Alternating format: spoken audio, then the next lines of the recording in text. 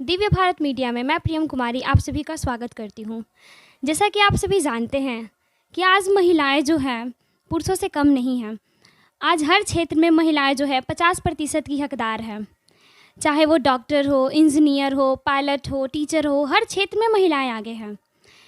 आप सभी जानते हैं इसका श्रेय कहीं ना कहीं सावित्रीबाई फुले को जाता है, जो कि आज हम उनका 190वां जन्मदिन मना रहे हैं। और हमारे साथ डॉक्टर हिंगमनी मैम भी यहाँ उपस्थित हैं। तो मैम, मैं आपसे पूछना चाहूँगी कि आप सावित्रीबाई फुले के बारे में आप जो है उनके संघर्ष भरी जीवनी जो रही है, जहाँ तक वो प्रथम महिला शिक्षिका बनी हैं, तो उनके पीछे जो इनका संघर्ष भरा यात्रा रहा है जीवन का, आप उनके बारे में क्या बताना चाहेंगे?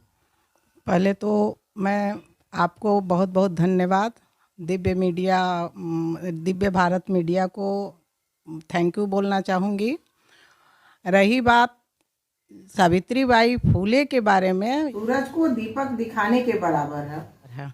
उनके बारे में मैं क्या बताऊं, जितना उन्होंने संघर्ष किया है उस ज़माने में। 18वीं शताब्दी की वो पहली महिला शिक्षिका हैं। आज के ज़माने में जब मैं आज 21 शताब्दी की बात करती हूँ तो हम लोगों को इतने लाइफ में संघर्ष करना पड़ा, समाज की इतनी कुरीतियों को झेलना पड़ा। और आज से मतलब करीब 200 वर्ष पहले वो कितना झेली होंगी, इसका केवल अनुमान लगा करके और हम लोग का शरीर जो है वो झिरझिरा जाता है, शरीर में कपकपी आ जाती है।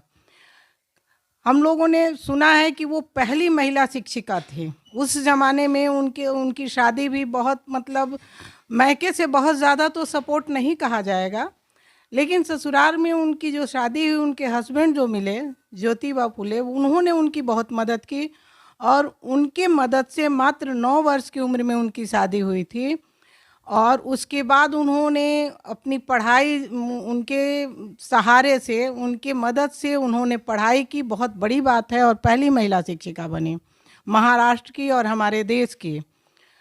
और आज उनके सम्मान में जो है पुणे विश्वविद्यालय को सावित्रीबाई विश्वविद्यालय के नाम से जाना जाता है, नाम परिवर्तित कर दिया गया। ये बहुत बड़ी बात है। और उन्होंने केवल शिक्षिका के रूप में ही नहीं, लेकिन एक समाज सुधारक के रूप में भी याद की जाएंगी। जब उनका बाल विवाह हुआ तो वो उस कष्ट को देख करके बाल विवाह का विरोध किया। सती प्रथा शुरू थी, विधवा विवाह नहीं हो रहा था, उसका उन्होंने विधवा विवाह के लिए भी उन्होंने महिलाओं को प्रोत्साहित किया, लड़कियों को, समाज को प्रोत्साहित किया। ये एक समाज सुधारक के रूप में थी। और पहली बालिका विद्यालय का उन्होंने और उनके पतिदेव यानी दोनों दंपति ने मिल करके वो पहली बालिका विद्यालय की स्थापना की 1848 ईस्वी में। तो ये बहुत बड़ी बात है। उनके बारे में जितनी भी प्रशंसा की जाए, जितनी भी याद किया जाए, हम लोग उनके प्रशंसा करने लायक नहीं हैं। आज हम लोग जहाँ खड़े हैं उसमें कहीं ना कहीं बहुत बड़ा हाथ सावित्रीबाई फुले का है, ज्योतिबाई फुले, उनके पतिदेव ज्योतिबाई भाई फुले का है। और उनकी माँ और पिता बहुत धन्यवाद के पात्र हैं, जो ऐसी संतान को उन्होंने जन्म दिया कि आज हम लोग उनको याद करते हैं। और लेकिन उनके बारे में कहा जाता है कि उनको कोई संतान नहीं थी। कोई बात नहीं, पूरा देश उनके लिए संतान है, पूरी महिलाएं, पूरी लड़कियां उनकी संतान है। जो आज हम लोग यहाँ तक पहुँचे हैं तो एक बहुत बड़े अभिभावक के रूप में और गुरु के रूप में हम लोग उनको याद करते हैं। सच्ची श्रद्धांजलि यही होगी कि आज हम उनके बताए हुए समाज सुधार वाले जो बातें हैं, जो कुरीतियां हैं, उसको हम लोग अपने में से दूर करें और अपने समाज को आगे बढ़ाएं। और ये बहुत बड़ी श्रद्धांजलि है। बिल्कुल, जैसा कि आप सभी सुन रहे हैं कि मैम ने सावित्रीबाई फुले के बारे में बताया है। और मैम ने जो कहा है वाकई वैसा उन्होंने किया है। हम सभी सावित्रीबाई फुले के बारे में जानते हैं, लेकिन कहीं ना कहीं आज महिलाएं जो हैं वो हर क्षेत्र में आगे तो निकल रही है, लेकिन महिलाएं पिछले समय में जो है महिलाओं के लिए ज़्यादा कुछ नहीं रहता था, कुछ उनके लिए सुविधा नहीं रहती थी। उस ज़माने में सावित्रीबाई फुले इतनी आगे निकली, लेकिन आज के समय में कुछ महिलाएं हैं, बहुत महिलाएं हैं जो कि आगे नहीं निकलती हैं। तो इसके बारे में मैम आप क्या कहना चाहेंगी? मैं दूर तो नहीं जाऊंगी। मैं मैं खुद उस दौर से गुजरी हूँ। मेरी भी एक तरह से कहा जाए तो संघर्ष करके ही मैं यहाँ तक पहुँची हूँ। और जो आज हमको देख रहे हैं, मैं अपने घर की पहली बहू या बेटी हूँ जो कि मैट्रिक पास की। और अंत में मतलब मेरी माँ के बदौलत, जिन्होंने कहीं ना कहीं मेरा सपोर्ट किया और मेरे भाई ने सपोर्ट किया, मात्र एक भाई मेरे सपोर्ट करने के बाद मुझे बीबी हाई स्कूल जैसे बड़े स्कूल की कुर्सी हमें मिली। मैं एक प्रिंसिपल होकर के रिटायर की।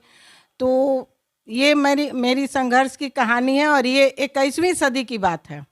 और उस समय की कल्पना करना ही बेमानी है कि उस समय कौन सी स्थिति ऐसा हम लोग सुनने में आता है कि उनके ऊपर गोबर और पत्थर फेंका जाता था। वो कितना समाज से संघर्ष करके वो आगे बढ़ी होंगी, ये केवल हम लोगों को सोचने की बात है, कल्पना करने की बात है।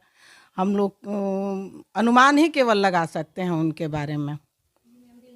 बिल्कुल, जैसा कि आपने सुना कि मैम का भी जो है संघर्ष भरी यात्रा रही है जीवन की, और यहाँ तक कि वो प्रधानाध्यापिका बनी और काफ़ी लाइफ में आगे बढ़ी हैं मैम। तो मैम मैं एक क्वेश्चन करना चाहूँगी कि आज महिलाएं जो हैं, आप महिलाओं को जो आगे नहीं बढ़ना चाहती हैं, वो सोचती है कि नहीं मैं जहाँ तक हूँ वो सीमित रहना चाहती हैं, वैसी महिलाओं के लिए आप कुछ कहना चाहेंगी मैम? महिलाओं की ज़िंदगी केवल घर गृहस्थी ही नहीं है, उसको घर से आगे बढ़ कर के चारदीवारी से निकलना चाहिए और अपनी योग्यता को दिखाना चाहिए। रही बात आबादी की, हमारी आधी आबादी है। आधी आबादी यदि घर में रहेगी तो हम समाज आगे कैसे बढ़ेगा? और सबसे बड़ी बात है कि समाज में शिक्षा का प्रसार बहुत ज़रूरी है और वो हो रहा है।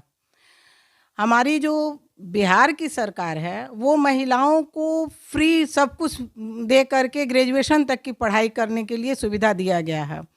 सर्विस में 50% आरक्षण मिला हुआ है। तब इस परिस्थिति में जब लड़कियां आगे नहीं निकलेंगी तो कब निकलेंगी? हम लोगों के समय में तो कोई सुविधा नहीं थी, फिर भी हम लोग यहाँ तक पहुँचे। सावित्रीबाई फूले के समय में तो कोई सुविधा नहीं थी, उन्होंने अपने बलबूते पर आगे बढ़ा। तो अभी तो बहुत सारी सुविधाएं मिल रही हैं और जो नहीं निकल रही हैं वो दुर्भाग्य की बात है। उनको अपने आप को पहचानना चाहिए, अपनी योग्यता को पहचानना चाहिए और आगे बढ़ना चाहिए। और तभी समाज आगे बढ़ेगा, तभी आने वाली पीढ़ी आगे बढ़ेगी। अन्यथा हम लोग वैसे ही जो हमारे 100 साल पीछे जो हमारी स्थिति थी वही स्थिति रह जाएगी। हम अपने आप को नहीं पहचानेंगे, शिक्षा ग्रहण नहीं करेंगे। तो बहुत बहुत धन्यवाद मैम। जैसा कि आप सभी अभी सुन रहे हैं दिव्य भारत मीडिया के तहत मैम की बातों को आपने सुना भी, सावित्रीबाई फूले की संघर्ष भरी यात्रा को आप सभी, मैं यही अपील करूंगी कि आप सभी अपने जीवन में उतारे, उनकी संघर्ष भरी यात्रा को समझे, अपने जीवन में भी उतारे और दिव्य भारत मीडिया के चैनल को लाइक करें, सब्सक्राइब करें और शेयर करें। जी धन्यवाद।